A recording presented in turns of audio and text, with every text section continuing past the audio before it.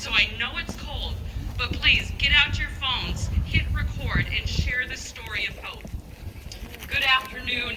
My name is Senator Julia Coleman, and every morning I wake up and see the faces of children who defy the abortion industry's narrative staring back at me. Every day of my life, I tell our story in order to counter the heartbreaking and devastating lies women and mothers are told by society and medical professionals when it comes to abortion, in hopes that it saves lives and inspires hope in others. When I announced I was running for office, I was 9 months pregnant with my first son, Adam. And I instantly faced the lies the abortion industry plagues upon our nation from both sides of the aisle, as person after person questioned whether or not I could do this demanding job while being a mother. Despite the attacks, I prevailed, and with my son on my hip, was honored to be the youngest woman ever elected to the state senate. What I learned from that experience was the abortion industry and society lie to women when it comes to having children and careers. I learned that having children doesn't tie our hands behind our backs. It puts brass knuckles on our fists.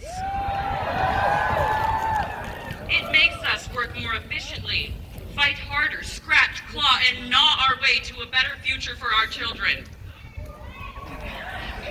Contrary to the narrative I received while running, Adam made me a better public servant. Shortly after the election, I found out I was expecting not one, but 2 more little boys. Our identical twins faced 2 life-threatening conditions in utero, and while both lives were endangered, our baby A, Charles, faced the worst of it. Some doctors informed us we could almost guarantee we could bring one baby home if we allowed them to perform selective reduction.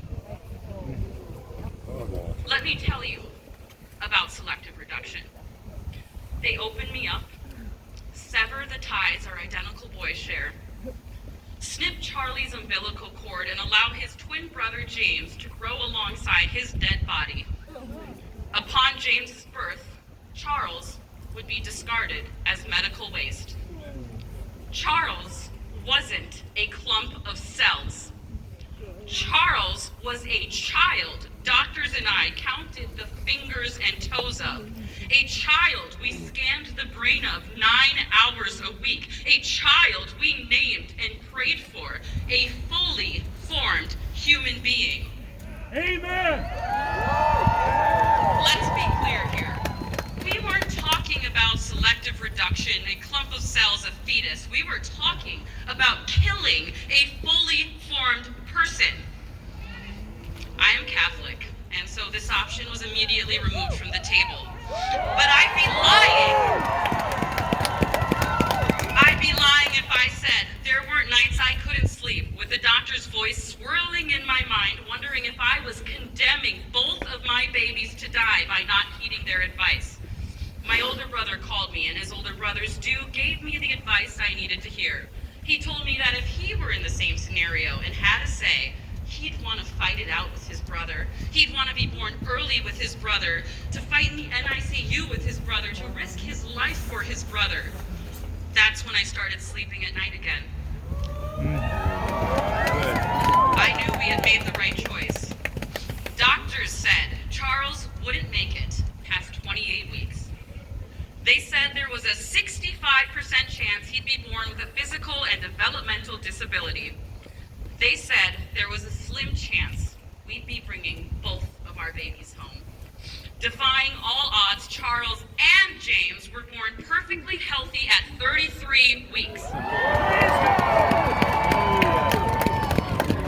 Both of my twins are healthy, happy, and are lighting up the world with their contagious smiles. And their bond is something I can't imagine the other living without. Mothers, I need you to hear me. Believe me when I say you need to trust your gut and know you are stronger than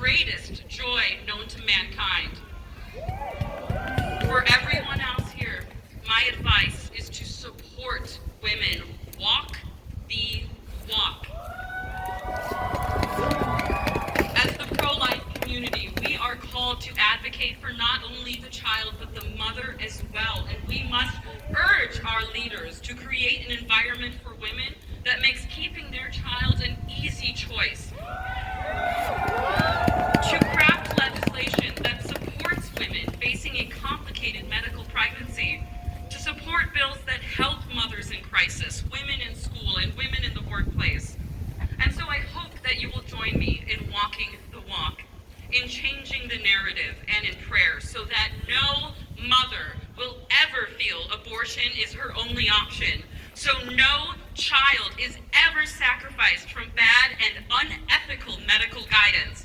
I hope you will join me in fighting for women, fighting for children, and in fighting for life.